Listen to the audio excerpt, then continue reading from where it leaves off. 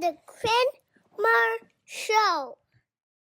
My next guest is a voice you've definitely heard if you grew up watching cartoons in the early 2000s. He's brought life to some of the most iconic characters in shows like Little Bear, Atomic Betty, Harry and His Bucket Full of Dinosaurs, and countless others. Basically, if your Saturday mornings involved a bowl of cereal in a Canadian cartoon, this guy was probably talking to you. He's an actor, comedian, and voiceover legend who has spent decades making kids laugh and probably confusing a few parents along the way. It is my pleasure to welcome to the Quinn Marr Show, Jonathan Wilson. Jonathan, how's it going? And thank you so much for joining me. Good. What a nice intro. Thanks, Quinn. Great to be course. here. Great to talk about the animation world and remember Absolutely. what I did back in the day in the early 2000s. Wow. Hey, that's what this show's all about, is about when I was growing up. So, Yes. so this is the perfect time. Because I was born in '96. So it's like you were doing these characters right smack in the middle of me growing up. Yes. And it's great to hear from people that remember them. It's fantastic. Now, of course, absolutely. things used to get lost, but I've said this a million times, and I'm sure the listeners are sick of it, but I always say no one misses being a kid more than I do. So being able to chat with people like you is unbelievable. Fantastic. So for you, you're born in Oshawa. You said about Oshawa Whitby area, which is literally 15 minutes from me. So growing up in Oshawa in the 60s and 70s, I mean, for those who don't know Oshawa, I'm sure it was a lot different back then versus what it's like now. So what was it like growing up there like for you? It felt so far from Toronto. It's amazing to think now that Oshawa Whitby is a commuter community. Back then, if your neighbor worked in Toronto, that was unheard of. Like it was once, twice a year trip to Toronto. So probably in that way, it's different. I mean, if you can imagine, if your listeners can imagine a time when the GO train didn't go to Oshawa.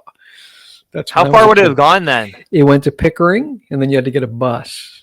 Okay. See, that's what I would have to do now if I want to take the train, right? In being in Bowmanville, I would need to take the train to Oshawa. It's coming though. They keep saying it's coming to Bowmanville. Okay. I don't know when that will be, but sorry, continue. Yeah, so I mean, it seemed a long way away. It doesn't seem that far now, but definitely I wanted to get to the city. So that was always my drive to get to Toronto. And yeah, and I've been here a long, long time. So what did your parents do career-wise when you were growing up? My mom was a nurse's assistant at a senior care center in Whitby. My dad kind of went from job to job. He was a cop when we came to Canada from Scotland.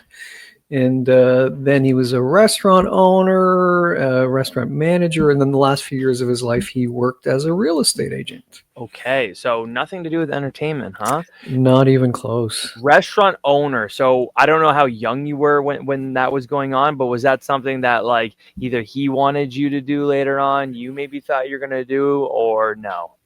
No, there was no kind of sense of expectations of having any kind of career. Not even like my parents came from, a pretty, economically challenged background. So there wasn't even a sense of a secondary education as being a dream. So in a way that was kind of a freedom. It was kind of like, do what you want, like go have fun and good luck and let us know how it goes. Do you have siblings? I have a twin sister who we lost last year. Sorry, sad news. And an older sister. So we're three of us. Yeah. Did they have like that love of like entertainment the way you did growing up? My twin sister back in school, because they had that thing where they would try to separate us. Like, we would be like, why are you separating us? They're like, this is the best thing for you to separate us. And she was much more the entertainer early on than I was. She was much more confident, much more personality, much more center of attention, where I was much more shy and reserved. So it's counterintuitive how it kind of ended up. But yeah, she had no desire to work in that. She worked administratively, and my older sister works administratively too. So you really are the odd one out, eh? Yeah. There was when I was a kid, my parents took us to some old vaudeville kind of variety shows, and I remember that imprinting on my brain. Back we visited Scotland and England, and probably shows that were inappropriate for a kid to see. But I remember seeing it was like a sex farce, basically. It was like this naughty farce. And I remember being a kid and going, what is this? And I didn't want to watch. I wanted to be in it. So I remember that was kind of like, can people get paid to be up there to do that, and the audience, laughing around. So that planted that seed, I'm sure. So then when that kind of comes into your mind, you're like, hey, like entertainment, I can be on stage, people are kind of looking at me. Is that where you're like, hey, like you started making little movies or skits by yourself, or you're in a school play kind of thing? I didn't really do much at school. I had kind of a outsider life at high school, and then when I came to Toronto, after that time, I worked at an insurance company in the mailroom, and they had a community theater group. And I remember seeing it on the post on the board one day, and I auditioned, and these workers that I worked with kind of took me under their wing, and I did community theater. Then I got an agent when I was 18 and did extra work, started auditioning for CBC and things. And then I thought, I want to go to theater school, which I ended up doing. I went to Ryerson. So yeah, that sort of paved the path, but that's all post Oshawa, post high school. It was like not even, when I was in high school, it was literally the head of the football team was the lead in the play. It wasn't it wasn't like there was the outsiders, the weird quirky theater guys. Yeah. No, it was like, no. The head cheerleader was the lead in the play, and the head, it was like, there was no weirdos. That reminds me of like a US, like a movie, you know what I mean? Like a school set in a movie in the US where like, yeah, that's interesting. Cause like in my school, so I was only ever in like 2 productions in high school, and like they were nothing parts. I was in West Side Story in grade 9, which I was one of the sharks. And then in grade 12, I was in Little Shop of Horrors, and I was the puppeteer for the plant. And then I was also on Skid Row. And like, I kind of had like friends in all groups. Like I had like the athlete buddies, I had quote unquote the nerds or whatever, but then there was never like a combination of those. So that's interesting that's how yours was. Yeah, it was like there was no kind of room for outsider. Like that's what I see in the cliche films of like, oh, we were the theater kids and we were the outsiders, and my experience was not that at all. But luckily I found that group in Toronto, and they took me under their wing, and I did all kinds of theater and interesting comedy and stuff, and my confidence definitely grew from there. I was just going to say that because you're talking about how you're a bit more reserved when you were a kid and stuff. So it was kind of like you coming out of your comfort zone to do those things. But it piqued your interest when you're so young anyway. So it's not like it was new to you. Yeah. I mean, it definitely was. The idea of it being a career still seemed like so far off. And the idea of who a movie star was or who an actor was still this ideal that where do I fit in? And realizing that you can, carve your own path, that comes later. But yeah, that's really cool though that you had like an agent before you even went to university. Yeah. I just started to figure out how to get headshots done. I remember taking classes, probably some scam classes, and those are still around. And extra work, being on movie sets, not necessarily treated the best, but seeing how that world works and being behind the scenes of that. And then getting a line here, a line there, and then some commercials. And then, I really had this idea of I wanted to be a serious actor. So I went back to theater school, which took away my confidence, but that's a whole other story for my therapist. But that's what's theater school like? Like I had a buddy of mine who was the one actually that put on some of these performances that I was in. He went to school for marine biologist, even though he loved theater so much. Then he did theater on the side, but then later on he actually runs his own theater company now.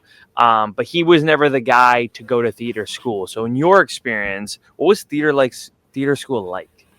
It was tough. I mean, I think it was, again, this is in the 80s, so there wasn't the boundaries that there probably should be in terms of taking young people in a very vulnerable state. And, in a creative world, the boundaries can already be blurred of like, well, we're all acting, so, anything's possible, and we're all going to hum in a circle and lay in a pile on the floor, and you have to say yes. Okay.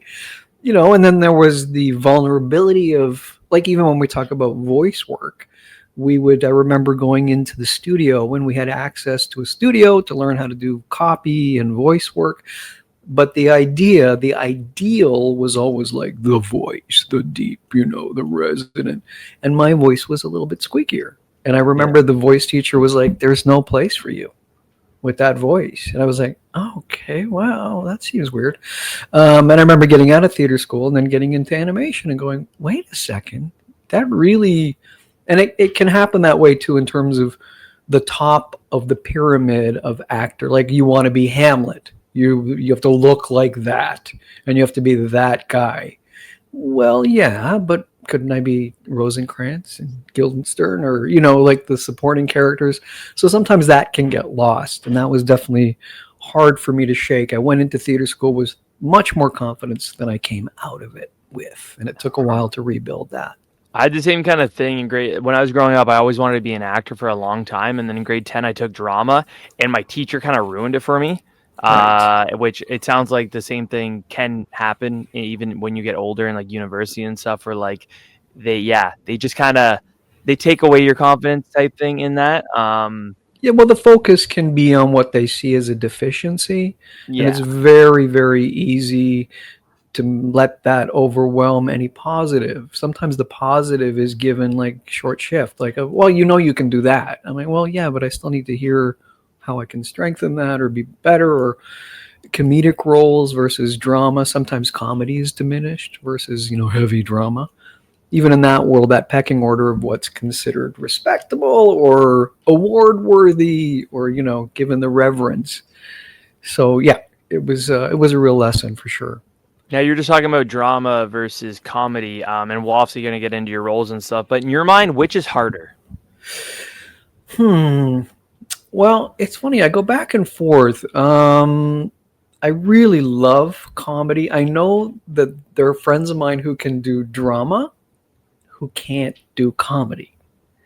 So, is that make it harder, or just who you're into? What you bring to the table are fun. Some people like singing. Like, can you learn to sing? Well, maybe you can learn to be a better singer, but some people come with a certain gift, a certain, innate musicality.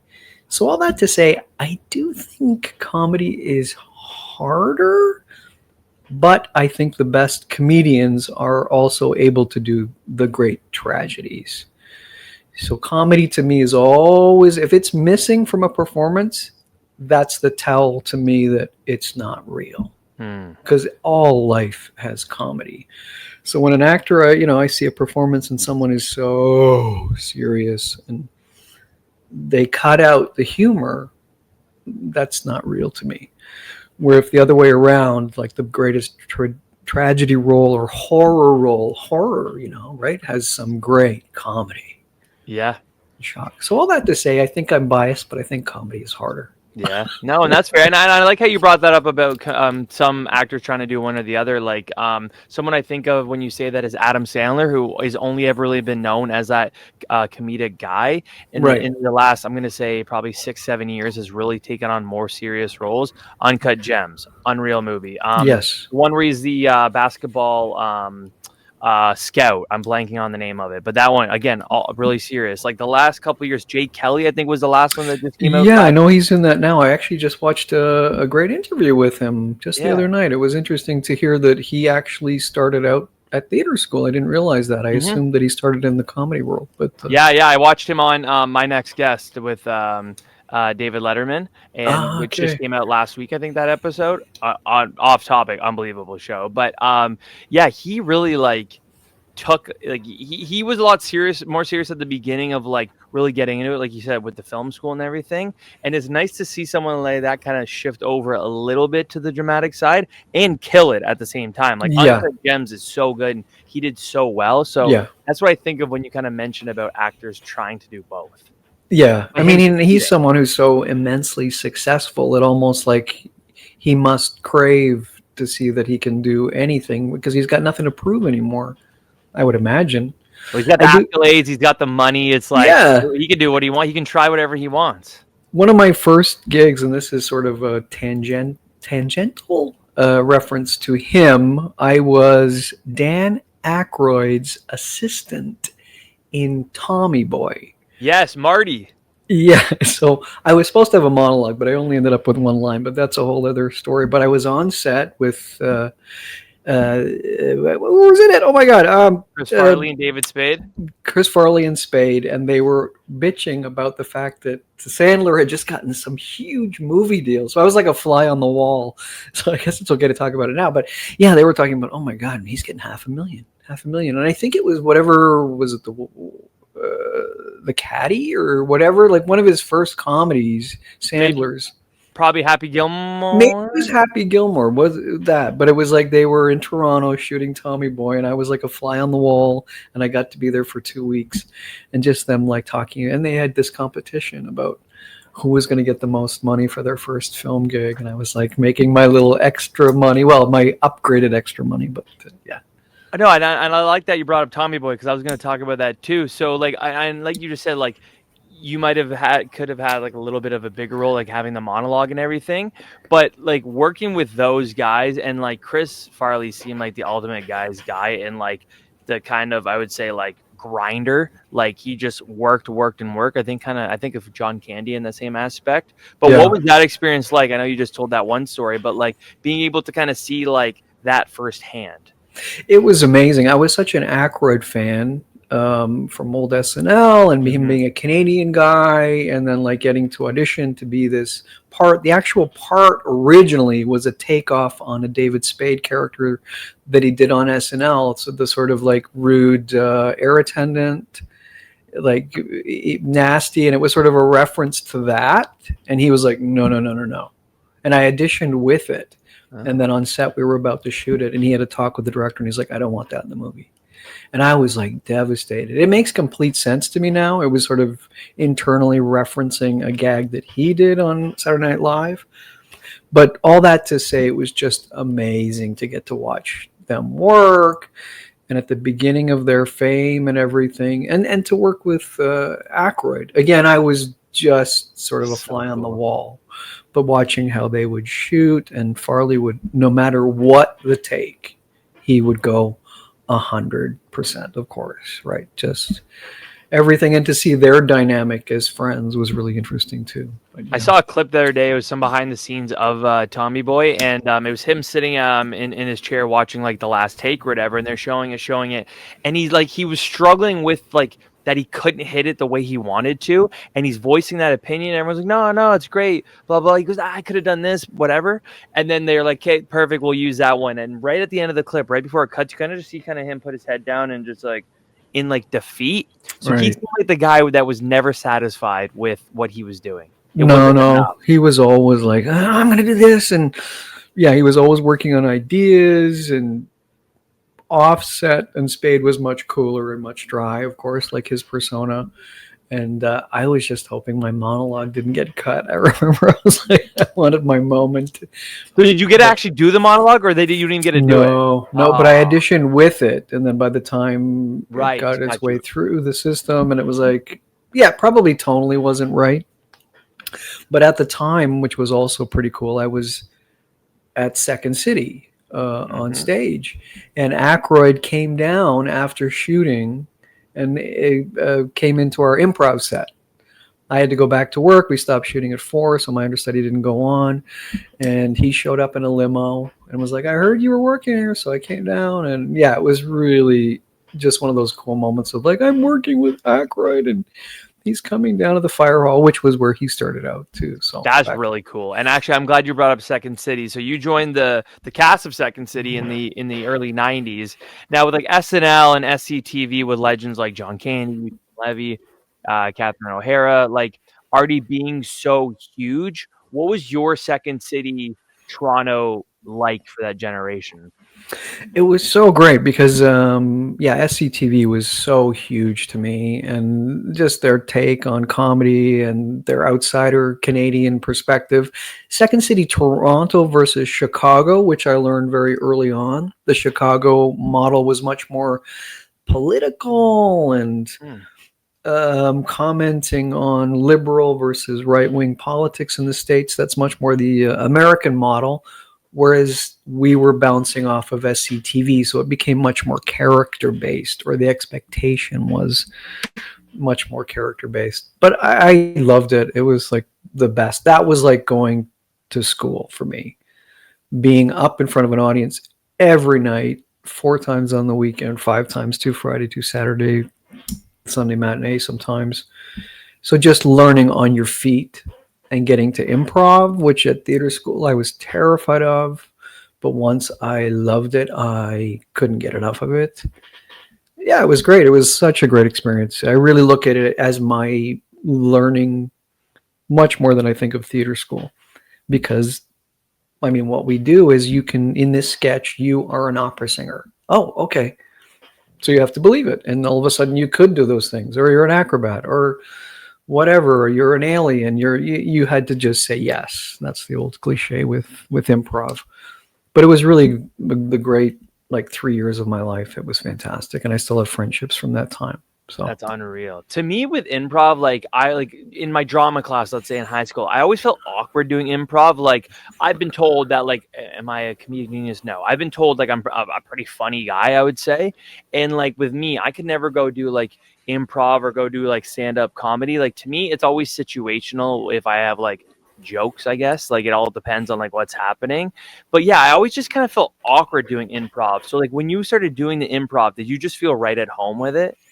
I did completely. It was, I had gotten out of theater school. A friend got me a job in the box office at Second City. So it really seemed like another world, like something I totally admired, and SCTV and SNL, and would watch them every night.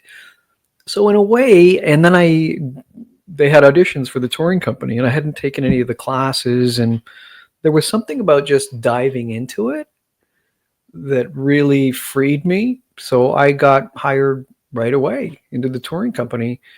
And I think it was also what we talked about earlier of me being the wannabe actor too. And like what you're saying. So I wasn't necessarily going for the funny line. Sometimes when you're hyper serious, it's hilarious. Yeah. Right? People don't know that they're funny, but what they're focusing on, what their priorities are, then the audience decides that that's ridiculous or hilarious. And I remember feeling that of like, oh yeah, if you really play the scene real and what your objectives are, like they always say about acting, the audience can decide that that's hilarious, that person finds that important. And you're not necessarily, doing a silly hat or a silly walk or anything. So that was a great learning experience for that, for sure. When you're doing these sketches and stuff like that, like I know stand-up comedians talk about bombing and stuff.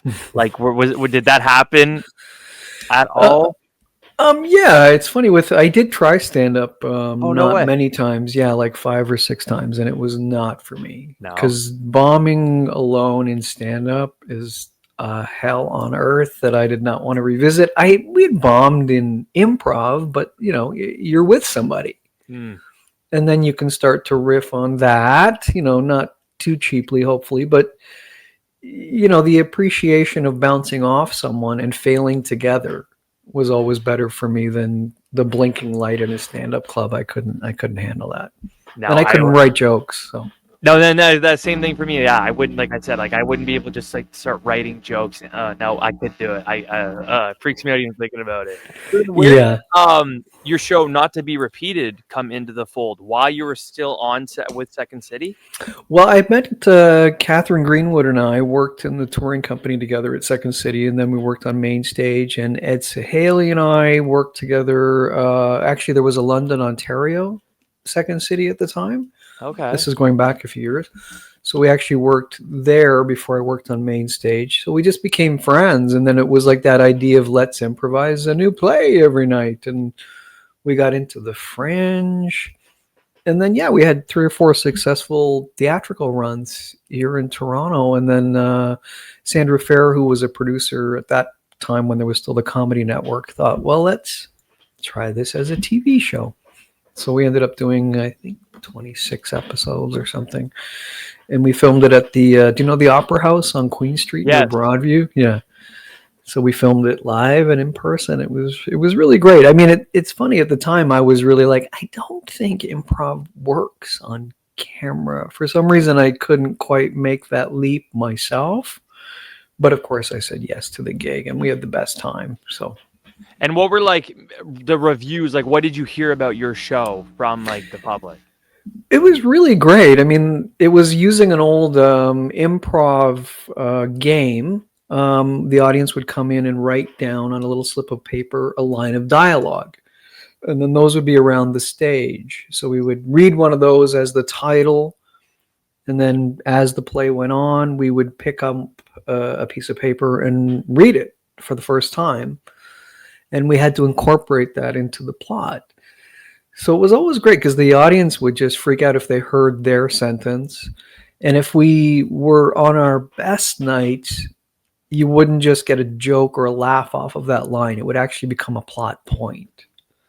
And that's when you really felt like, wow, you're operating on part of your brain is the actor in the moment, but there's another part of your brain that's outside going, oh, I better remember that.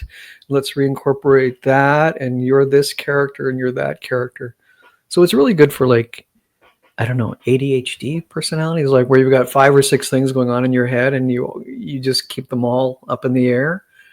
And it's like a hyper focus thing, which I love too. Sorry, why did it only go to 26? Like, why didn't it go any further?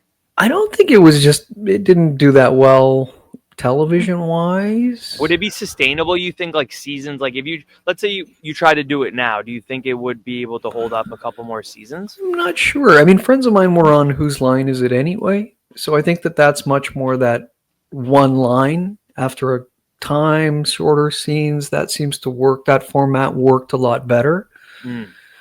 I think ours was truly a theater piece in the truer sense. And we're trying to do it again before, while we still can. So we're in talks right now to bring it back on stage for a run. So nice. What I always find, and I'm sure you would agree, is that like even in like the early 2000s and maybe mid 90s, it's like people got a lot more leeway to do things like with the Comedy Network. Obviously now it's a Comedy Channel, but like did they kind of just like, hey, go. We won't tell you what to do, just go ahead. There was a little bit of, production input. They wanted us a little gaggier. I think we went gaggier too. We took the bait on that a little bit because it was hard not to get the laughs. I had also done a solo show, my own private Oshawa, about my teenage years in Oshawa that the Comedy Network had done as a special, again, not a stand-up special, but a capturing of the theater monologue that I did. Excuse me. So that was all around that same time. So it was the same producer. So it kind of overlapped. So it was just really just a timing thing. But the great thing, of course, is when someone's on board with you, we felt very supportive. They were just wanting to capture it.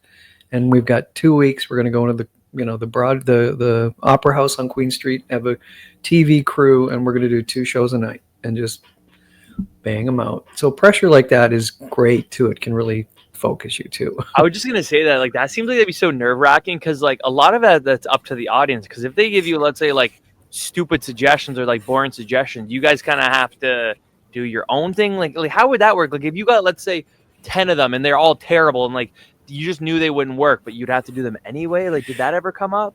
Well, sometimes at Second City, you would get terrible suggestions, like just the audience trying to be funny, like, a work location and something ridiculous. But with not to be repeated with the reading of the sentences, it was really up to us. I mean, the sentence could be as stupid and as silly as possible, but if we read it like Shakespeare or like the most important thing in the world, that contrast would be the comedy. And sometimes the sentences themselves were ridiculous, but then you can just, again, your contrast to the tone you pick up with that is the funny part of it. It's like you're taking that so seriously. Okay. Yeah, no, I'm excited. I hope you guys do get it. You guys do get it back going again. Yeah, we're gonna try. Yeah, especially 25 plus years later, right? Yeah, we're still talking about it. So it's funny because there's the, again, talking about the things being lost to time. I just had like the episodes transferred for the first time because they were kind of lost. And I had the box of, old VHS, and I'm like, okay, I better get these transferred. My God.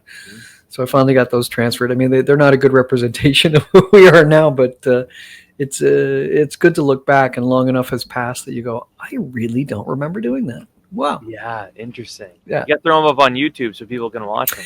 Yeah, I put one up. I've got to put the rest up. Some of them are pretty embarrassing though. But That's one. Well, of course, hey, it's like a home movie for you at that point, right? yeah, That's the best thing about YouTube. Like literally, you could find anything about anything nowadays from however long ago. Like I've brought this up before. Like my mom's a massive Coronation Street fan, and like she's been watching it since I'm gonna say probably early '70s when she was a kid. I found an entire playlist of the entire series. So she's been rewatching from the exact first episode. And like, it's like, how do people have that? They just decided when it was on TV, I might want to watch this in 30 years from now and record it. Like, it's interesting how it works. Like, I love YouTube. It's the best just because, again, you can find anything. Yeah. Well, I mean, yeah, we talk about the early 2000s and a lot of the animation stuff that I did back then. And again, forgetting what you did. And because stuff is on YouTube now, I do hear from people going, "Are you the guy that did this?" Yes. Oh my God. And so I've been able to go back and go, "Oh, wow." And look at episodes of things that I did back then and go, "That's amazing." And then people having little fan groups for characters that you've done. That's really trippy. Oh, that's pretty amazing. Yeah, like on like Reddit, let's say, or Discord, like there's little pockets of communities for like everything. I've really realized, and I've been doing this podcast for a couple of years, but I've really realized over like the last few months that like all these little communities, there's so many of them for like the most specific things. Right. Like I'm sure there's one for your character from Harry and his bucket full of dinosaurs. I guarantee it. Just about your character. I wouldn't. Yeah, somebody did a best of reel. And there's also a character, one of my favorite memories of a show is Yin Yang Yo, a character Coop. And there's like fan sites for the character and loops of his voice and stuff. And it's just like, wow, that's really incredible. Because some stuff seemed disposable back then of like, well, I'll never hear from that again. And you record it and you're done for the day. And so it's really cool that it lives on. Yeah, absolutely. Going back a little bit, it's IMDb. Sometimes you got to take it with a grain of salt of the order of how everything is on there. I've been burned a couple of times by it being incorrect, but it has your first credited role as the Soldier Jack from Captain Power and the Soldiers of the Future. Was that actually your first credited role in your mind? Yeah. So what is that? So like, I'm not someone that's too familiar with it, but like, was it like a big deal, like toy wise? Was it the show first, the movie first? You know? Well, this is what I remember. Like, it was so cutting edge at the time. I mean, it was a sci-fi show, and I remember I had a big death scene. I was like laser bait, basically. You know, I was like, the monster's coming. No, he's going to get us. And like screaming and then disintegrating and having squibs on me. And it was totally not safe. But the big gimmick was that there was a certain strobing on the television during the episode, and they would sell games that would home things. I mean, it sounds so antique, and yet ahead of its time. There was this thing you could buy that would read the strobing and react for points. Mm-hmm. I watched a commercial for it, like for the toy, and yeah, the kid's doing it. So he's shooting at the TV, and then there's TV shooting back at him. Yeah, which sounds, again, antique, and yet must have been cutting edge at the time. Yeah, absolutely. Yeah. I mean, you talk about how like you only had like, like your one line and then you're dead, but like you had a name and everything. So it's not like you were just like soldier number 3 or anything. Yeah, Captain Jack. And I remember I shot in isolation. So it's like they're in the command post and I come up on the video screen. So of course my stuff was just filmed and I was on set, but I was like, you're filming your stuff over there and they held up there's a terrible monster that they put in later, like totally terrible. And literally it's the gag you hear. The crew guy was like holding a broom and he's like, and this is where the monster will be. And you scream and die. And yeah, but I was so thrilled to do it. I remember I was like, because it was sci-fi, because it felt like movie making. It was like, oh my God, these costumes and computers and and stunts that I probably shouldn't have done. But anyway. Yeah, again, that's the 90s. But then there's the Captain Power, the movie, which you're also in. So like, was there a point where like you were in it and then you went and filmed something else and then that's where you died? No, they must have repackaged it or... Really? Yeah, I didn't even know there was a movie. Wow. Yeah, it's called Captain Power: The Beginning, TV movie. And it says that you're Soldier Jack in that as well. You weren't getting paid for it, it sounds like, either. No. No, I think I used to get like 40-cent checks years ago for it, but it's so long ago now. But yeah, no, that's legit. That's IMDb legit. Yeah. Yeah. Captain Okay. Yeah. Power. That's so Yeah. funny. Yeah, I brought it up before, and people are like, "No, I wasn't on." I go, "Fuck." Like it Yeah, just it screws me sometimes. there's one on there, or there used to be, where it was like Jonathan Wilson as Ming Du, the master bouncer in some. It was just random. It was like, no, like nothing about it made sense. But Maybe I you don't know know if it's. this. I've heard that like people like their own thing on there, they can have edited like the description, like their bio. Is that true? Yeah, you can. I haven't done this, but you can pay for a pro one where you are in control of it and you are curating it. And sometimes Mm. somebody just somewhere takes care of it. And I guess all the credits show up. Because if I forget, I go, oh, yeah, all right. And I look at it and I go, oh, yeah. But yeah, you can pay a pro fee and edit, I guess. You probably see someone on there and you're like, "Oh yeah, I don't remember that," but maybe because your resume is like a scroll when you open it, it just drops to the floor. Yeah, there's some where, I mean, again, it's a line here, a line there. Television stuff I did that I barely remember. But the Why? animation stuff, at least you got to do, like, if it was a good gig, you got to do, like, 20 episodes or Yeah. 30 episodes. And the best, you probably found this with your show, but, sometimes you record in isolation.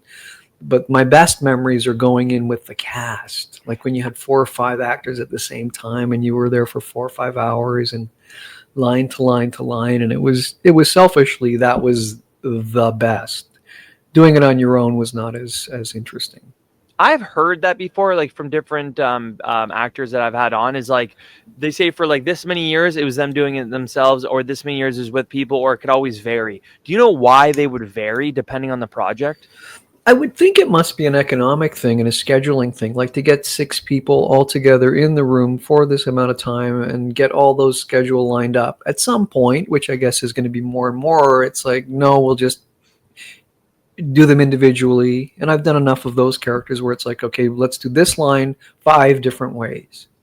Okay. And then they'll try to match it up. And the best producers and editors will make the best match between characters. I'm sure it's an economic thing. But it was definitely something that the actors enjoyed. I think most of the actors enjoyed when you were right across the mic from somebody and playing. And some shows were more open to improvisation too. Some, especially when you're on your own, it had been vetted, so you had to be word perfect, right? But if you were there with the creator in the room, they're like, we're going to animate to that. That was the best. That's cool. Which did happen with Yin Yang Yo, I remember. Yeah. That's really cool. Like my ultimate goal, or one of my goals with this podcast, is to have a studio, to be able to have people in person, yada yada. For you, would the being alone versus with somebody, would that really like change, like maybe obviously the chemistry it would, but like the experience or like your work? I think it would. I mean, I don't know if an audience member would necessarily notice the difference if it was well edited and put together seamlessly. But I can just remember a time where you would go somewhere you didn't expect to go because of the other actor, or the other actor going big on a line, which you're like, oh, I better undercut that and come in soft, or vice versa. Or where you're matching, singing together. On some of the kids' stuff, you had to like match musically. And that, of course, was easier in person with a music director or with somebody writing it in the room, which happened a few times, which was incredible. Interesting. Huh. Yeah. Before we really dive into the voice acting, your voice acting roles, you were in a Kids in the Hall movie called Brain Candy. You were the panicky assistant was your name. So for a guy that like loved improv and sketch and everything like that must have been so cool to work with legends like that, huh? Oh, amazing. I mean, they're all kind of contemporaries. So they were around at the time where I was doing Second City and getting in, and then Kids in the Hall was just blowing up. So I kind of knew them. I don't know them that well. But when they did that movie, they sort of brought in a lot of people from that world. And it's just it's a lovely, like it's 1 or 2 lines, but it was just so lovely to be on that set. And it's one of those movies that I get people keep rediscovering. Like, it has a mixed kind of history. But yeah, it was great to see them and to see them blow up. And yeah, they were in Toronto, guys. So cool. love them. That's so cool. It's cool when you have that, like, it's every so often, but you have someone that's like from where around you live or where you're from that takes off like that national, or not even national, sorry, worldwide like fame. Like, not just people, like, I'm sure there's people in the States I know who Kids in the Hall are, or you look like a Trailer Park Boys Canadian, like Corner Gas, that type of stuff. You're like, hey, it really can happen for me as well. Yeah. That's cool. So really getting into the voice acting, obviously you're doing on all these on-screen things, you're doing theater and everything else. Where does voice acting come into play for you? I know you mentioned at school you did a little bit of it for like assignments or whatever, but like actual like career-wise, where did that come? It was sort of random because I think I still had that kind of idea that my voice didn't belong. I mean, I don't know why I wasn't so clued into the animation, but I think that was theater school didn't think of that as a lane to go into. So when I got an agent outside of theater school, I went in for a Nelvana thing, and it just, again, maybe it was because of the comedy stuff, but I just got a voice. And I always think it was Richard Scarry, the first version of The Busy World of Richard Scarry. And I did a couple voices on that. And then I think my first gig that sort of came back a few times was Little Bear. Mm-hmm. I played No Feet the Snake. And that was very much just my own voice. Like, it was, I remember I was like, I kept pushing, and the director was like, no, just talk. And I was like, oh, what? Okay. And that can happen sometimes too. And then, yeah, just then I guess, as with anything, you start to get known for certain things and brought in for certain things. And as I tried to do, my pursuit was theater, but my real career for a long time was animation, in spite of myself, you know. And I was just going to say, yeah, like at this point when you're doing like Little Bear, you did a couple episodes of Dumb Bunnies, Monster by Mistake, Ned's New Freaky Stories, etc. All these voices, but then you're also doing something like I Was a Sixth Grade Alien. You're on an episode of. You did an episode of Monk, an episode of Doc. Like, you were still kind of like on the screen, in the theater, and voice acting. So at that time when you're kind of doing all three, was there one that you were like, hey, this is still number one to me? I still had an idea of theater as being, there was just something, again, maybe a selfish thing, because I just loved, I'm such a theater rat, and the idea of an audience and live, and we go on at 8 and the tightrope of it. I just love, not that that doesn't happen in a recording studio or on a film set, but there was something about theater that just was the top, the pinnacle to me. I really wanted that so badly, but yeah, and I ended up, I think, sort of the combination of cartoon and theater. I did Lion King in Toronto for the first 2 years of the first Toronto production, which was the third in the world, which was a long time ago. I mean, there's been many since, but that was a perfect kind of mashup. I mean, it was also physical. I was in a puppet. It was doing Timon, which is borderline, you know, a cartoon voice. So that was, I remember the biggest sort of synthesis of those worlds was when I was doing Timon. I was like, okay, now you want this? You're on stage, you're on 3 hours, and you're in a puppet and working harder than you've ever worked in your life. Just sweating. And yeah, it was an athletic event. I'm sure the costume didn't smell too good after all of those shows. No. And I mean, you talk about Wicked now painted green. I was painted green because Timon was the shrub behind the puppet. So, I mean, by year 2, I was like, okay, you know, I got to get out of here. Yeah. I love it, but it was just too much work. But so that said, you know, it was like, I appreciate the animation work. You're spoiled because you can read the script. You can go in with a coffee. You're in the studio, so you're kind of isolated, and yet you're with the crew, you're with the writers. So there's something about that sweet spot of that I really miss. I'd like to do more of that. Yeah, a little comfier. And you'd go in you'd get your script a few days in advance, go over it, work it out, think of what you might bring to it. and go, and especially if it's an established character, which was great because then you're like, oh, you're the guy. Like this, Yeah. you're the one who knows this voice. So what are we doing this week? Well, like Yang Yang Yo or Harry in his bucket full of dinosaurs. I also did Skatoony, which was a dubbed cartoon. I think it's from Britain originally, but they did versions of it around the world. So that was voicing two existing cartoons. So that's a whole other skill. That was kind of like a little different, I guess. But I had Ian James Corlett on a couple years ago, and he did Goku, the original Goku, here. But that's a little different when like Goku from Dragon Ball Z was all already so big, Right. somewhere else, right? So Yeah. that's a little interesting when like it comes here and like, but especially when that's not a dub thing, I guess. I guess that's different. But like he's got to be a character that's already so built up somewhere else. Yeah, it's weird. It's a different skill set, especially when you're dubbing completely, matching the animation as it exists. I did do some. What's it called right now? Beyblade. Oh, no way. Yeah, where I would be like the warrior. Beyblade begin, and like just screaming for hours, but having a Japanese translator on in the studio, retranslating the line so it matched as closely as possible to the amount of movements in the mouth, but still got the sense of the line, because it was never perfect. But again, you're matching to it. And maybe you know this from dubbing. I don't know if they still do this, where you see the screen and then two lines would come across.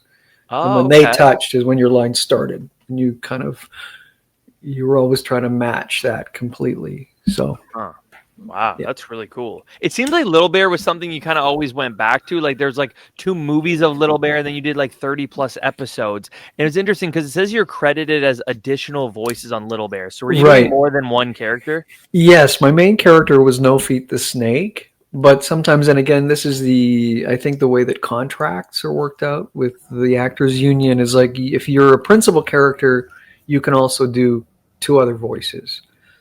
So the thing was, sometimes you'd be in the studio and then be like, okay, there's a Daisy that talks over here, but he can't sound like No Feet the Snake. So do something wild or crazy. It's one line here. So that would probably be the reason it says additional. Yeah. Got you. I had actually Michael Hirsch on about maybe 6-7 months ago, the guy that ran Nelvana, and I'd brought up to him that Little Bear was such like a low stimulating show that I feel like you don't really see anymore with kids. Have you noticed the same thing? Like I feel like they're like the Paw Patrols, the I'm blanking on anything, the K-pop Demon Hunters for an example. I'm thinking of 2 shows my nieces and nephews watch, but like it's like way more hype and like go more rather than like relaxed. Yeah, Little Bear was so gentle and so like whispery, and I mean, I guess that's the nature of those books too. But yes, no, that's a really good point. It was very much in that pocket, and I do remember, as long ago as it is, that director saying, "No, Jonathan, just talk." Oh, and you don't feel like you're doing enough, right? You got to be crazy or off the wall. Yeah, it's definitely was a sweet spot. There were other shows that I can kind of remember like that. The names are in my head Franklin, right now. I felt like was like that too. Franklin the Turtle. Yeah, that was definitely a more gentle kind of. Well, there is that thing where you get into like, is it preschool? Is it 5 and up, 5 to 11, then the tween and stuff like that, right? Yeah, so, no. My wife and I always say, like, when we have kids, like, we don't want to show them the Paw Patrols and the hyped up shows. We want to show them things like Little Bear and Franklin and like PB&J Otter. Who knows if we'll actually stick to that? But like, just like relaxing shows like Bear in the Big Blue House, like there's just something so different about those ones compared to the ones now. And like you said, like maybe it's the age is as well. I think sometimes kids shows nowadays are maybe aged up a little bit compared to what they used to be. Maybe I'm just saying that as like a kid or a guy that was a kid a long time ago, but something I kind of noticed, especially doing this show as well. Yeah, definitely different tones. I mean, it's funny going in and doing stuff that's wild and just off the wall. That can be fun too, right? Just going crazy. And that's sometimes satisfying as an actor, but also remembering as a performer that it sometimes is just that gentleness and the voice and the calm. And On the flip side, I always remember like a channel YTV or Teletoon, like they were kind of like the wackier world of shows. Like you had Ned's New Monster by Mistake, Freaky Stories. So it was like kind of like odd things like Angela Anaconda, a little odd, I think. So with Yes. Ned's New, they have you as doing Rusty, the coin shop guy, and old attendant, etc. for 15 episodes. So what was Ned's New like for you? Because one, that concept's hilarious. How a little Newt gets magic food and he turns big at night. I love that. I think that's hilarious. Yeah, that was a great show. I do have memories of that one, the specific studio that we would go into, and I think that's one where I would not necessarily know who I was playing until I got there. That's I fun. think one of the characters I think was the continuing character, but again, like on this episode, Jonathan, can you do this guy? And that was fun too, just jumping in and trying 5 different takes of something. But yeah, I don't really have a lot of memory of that one, honestly. But, Right now, it was one of the odder ones of back then. Okay. And then there was like Newt, something yeah. like Freaky Stories where you're the narrator, and me be boring in like the mid '90s. And watching, I think I was like watching like Freaky Stories in like maybe the early 2000s, mid 2000s, and I remember it being really, really creepy.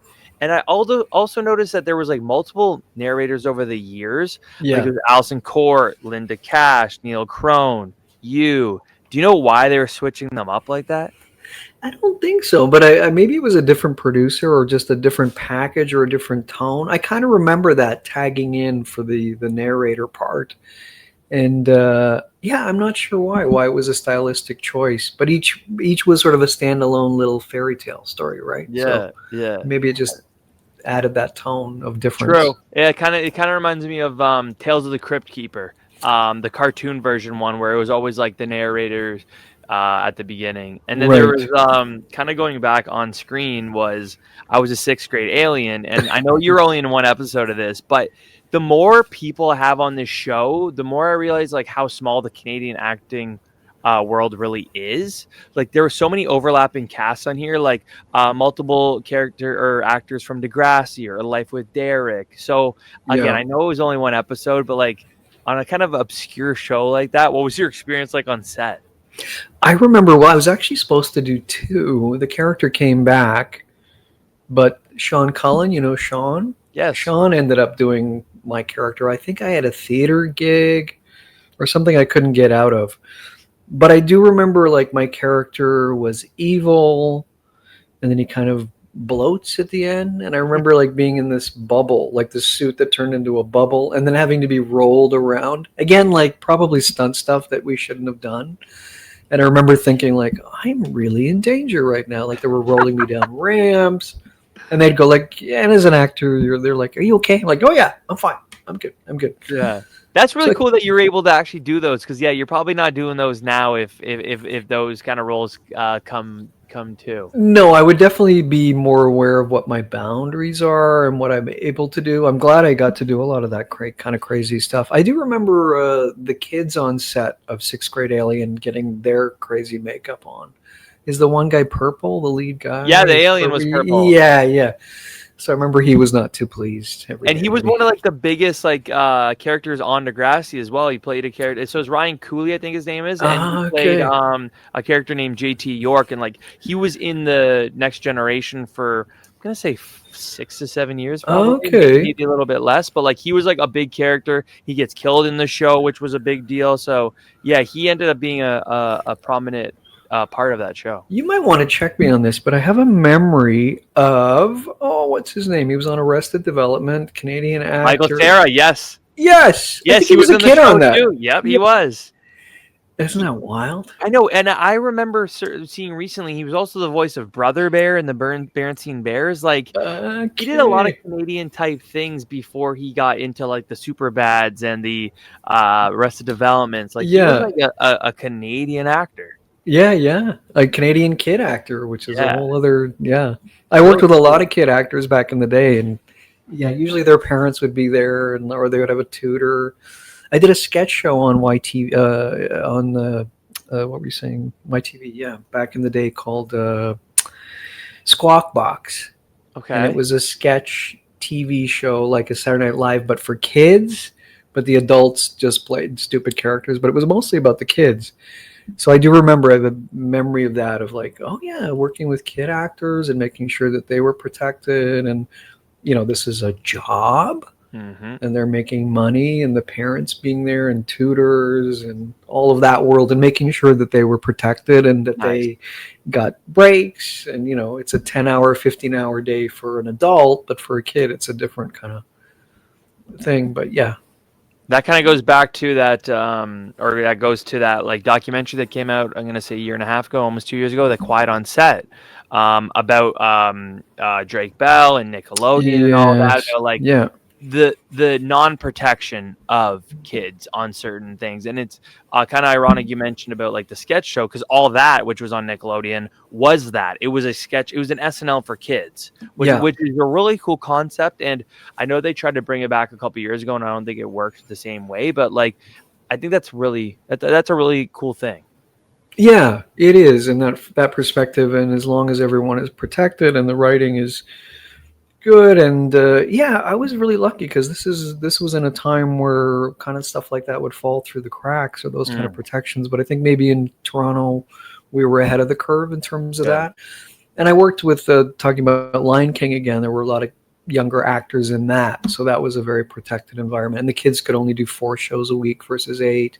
They would tag in. There were 2 that would do young Simba or young Nala or whatever. So it's funny seeing those actors now who are in their 40s. And I always, like, if I see them at a film audition or whatever, and some of them have gone on to be directors and filmmakers. I'm like, was that an okay experience for you? They're like, it was the best. I was like, okay, good. Like, I just want to make sure that, because my memory of it was really good, but I was, an adult. I'm gonna be reassured. No, that's fair. Yeah. So by the mid 2000s, and you just kind of, you alluded to this earlier, but like you're kind of stacking those 10, 15, 20 plus episode credits with those shows like Iggy Arbuckle, you are Iggy Arbuckle, or like Atomic Betty, you had a bunch of episodes, Harry and his bucket full of dinosaurs. So were you feeling that at the time, like, hey, I'm really getting momentum with this now that I'm stacking the episodes of the shows? I just remember it feeling really, just in terms of the work, like, oh, good, I can get to do this. And again, my focus was maybe a little bit skewed because it really meant like, I can do a play. Oh, good. Because theater pay versus animation pay is ridiculous. Like, theater pay is garbage. Like, Right. I mean, depending on the size of the theater and the size of the role. But I remember being very happy and very fulfilled with it. There was a sense of it, again, being disposable. Like, okay, I did that episode. It's gone. It's just gone, like into the void, and next episode. But it was very nice to be able to establish a voice, to have continuity with a voice, and to not feel like you were auditioning, like that thing I hearkened to earlier of like, you have the gig. Like, you have the gig. Like, you are Iggy. You are Steggy on Harry and his bucket. So that was I remember that felt really good because you felt part of the team. You're like, oh, do we have another season? Oh, great.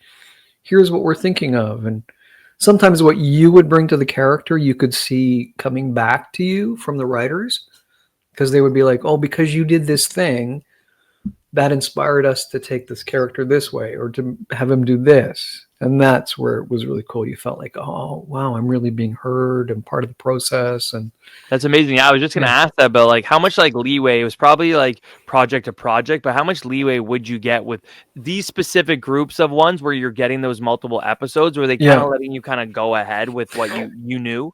I remember that Harry and his bucket, because it came from an existing source, I think they were more like, this is what's been approved. And as I mentioned, Yin Yang Yo was a little more able to improvise. I did, what was the last one I did? Was, a Camp Lake Bottom. Mm-hmm. And that was really fun because they would be like, oh, okay, let's go nuts here. Let's just throw one at the wall. The animators are here. They've done a preliminary sketch of what the thing is, but let's see what we can add. So by season 2 or 3 of that, it felt like, okay, we're collaborating. And again, sometimes, like I said, you would see stuff show up in the script and you'd be like, oh, I kind of improvised something like that. They're like, yeah, it inspired us to to go down this road or to have the character do this crazy number or musical thing. Or That's so really that cool. was great. That's One of the really best, weirdest gigs I ever had was I was the laugh of the Pillsbury Doughboy cool. What? for about 12 years. What? Yeah, just No way. and every time I would come on, I'd be like, "Oh, good, my rent's paid." Oh my God, good. Was good, it good. actually like? Was it good money? It was pretty good money because it was Pillsbury, and like especially around Christmas, they would have him laughing, and sometimes they don't have him laugh. And I remember thinking, okay, I'm the guy. Like they can't change this, but they changed ad companies and they hired someone else. And this is where we get into AI because I was convinced. I was like, I think that's still me.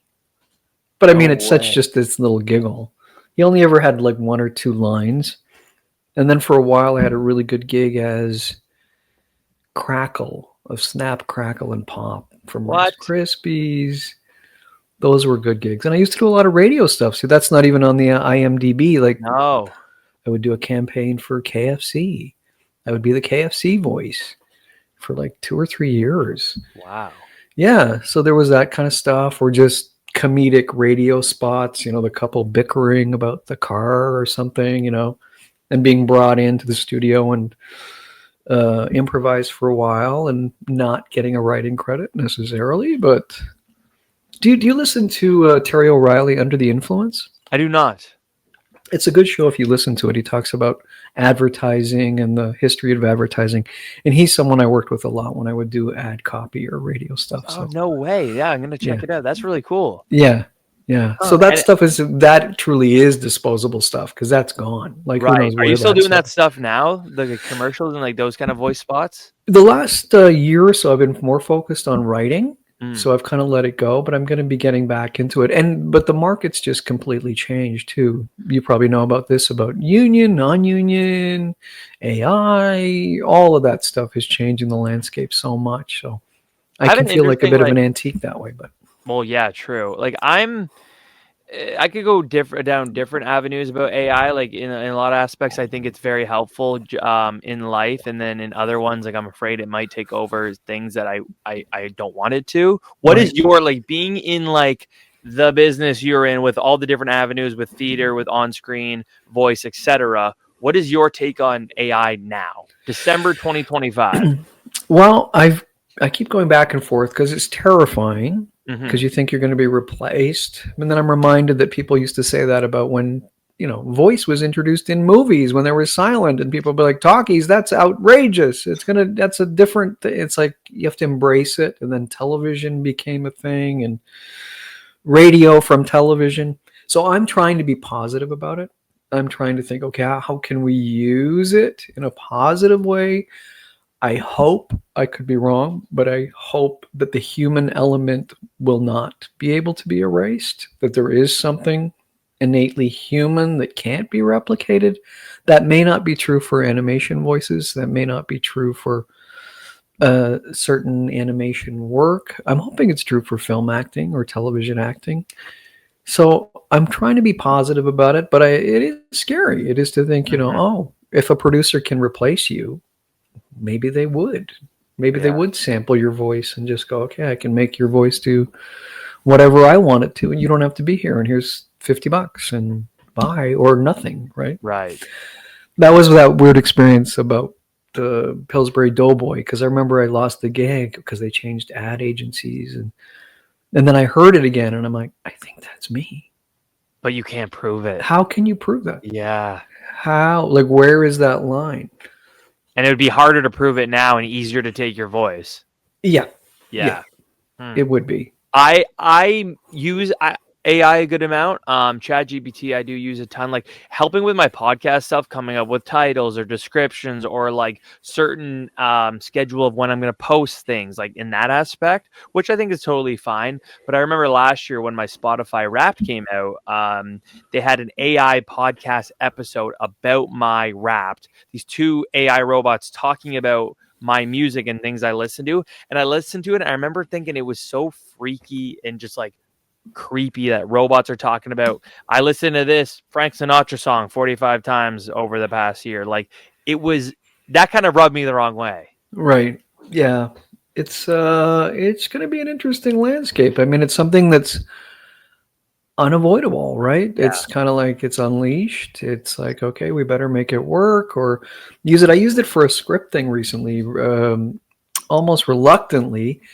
I'm working on a new play, and I inputted it so I could hear it back, and I didn't realize that I was also giving the okay for it to give me a thematic feedback on it. And it said the theme seemed to be this of your play, and it seems to do this, and this scene does this, and it was like, and it was so spot on. Yeah. That it terrified me, but it did help me make the next leap. It did clarify what I was doing. So yeah, I'm still in that weird in-between space of where can it help me and where am I just replaced? I make jokes all the time like that. If we're not careful, it'll be like the movie I, Robot with Will Smith, where they just all take over and then we're done. Like, you never know, man. I don't know. Yeah. It is freaky. Yeah. One quick thing before I get to my last couple of questions. Between Iggy Arbuckle, Atomic Betty, Harry, and then Miss Spiders, Sunny Patch Friends, which were like the main ones for me as a kid. Which one, I know obviously it'd be different for you versus a consumer like me, but which one was your favorite experience? Of those ones or all? I would say of those ones, yeah. Say them again. Iggy Arbuckle, Atomic Betty, Harry and his bucket full of dinosaurs, or Miss Spider's Sunny Patch Friends? I think it would be a tie between Atomic Betty and Iggy and Nice. Harry and his bucket full of dinosaurs. Again, because of the memory of being in the room with the people and creating it and going back each week. And Iggy was one where I think pretty faithfully there was 5 of us in the room. Nice. So that was a great experience for sure. That's really cool. So before I ask my final question that I ask everyone on the show, what are you currently working on these days? What do you want to promote? The floor is yours. Well, I'm doing I did a theater piece this last year at Crow's Theater called A Public Display of Affection. So I'm currently it's a solo theater piece. So my hope is to take that to Edinburgh this coming August, which is something I've always wanted to do, the Edinburgh Fringe. And that's where my family is from. And so I was there visiting this last summer. So that's one of my putting on the hope board.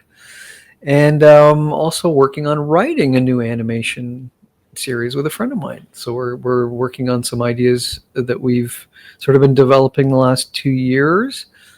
Based on some characters that we created. So we're trying to see if we can produce something and voice it. So that's our hope. Yeah. That's really cool. So my final question is, what is the one thing you miss most about being a kid? Most thing I miss about being a kid. I guess the idea that you think anything is possible. And again, I don't want to say that in a way that I don't think, because I always have to remind myself that anything is possible, especially in this world of creative people, so that we can dream and that we can create things.